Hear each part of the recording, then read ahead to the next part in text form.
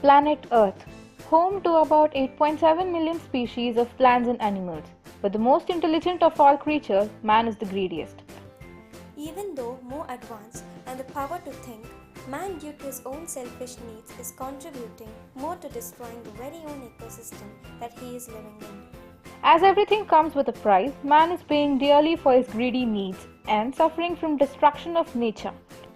Therefore, being a species with thinking capabilities, we need to question ourselves, is this the right way for a better future? Can man and nature coexist? Plant a sapling every day. Remember, millions of trees are being sacrificed every second. So let's reduce pollution, reuse paper and recycle plastic.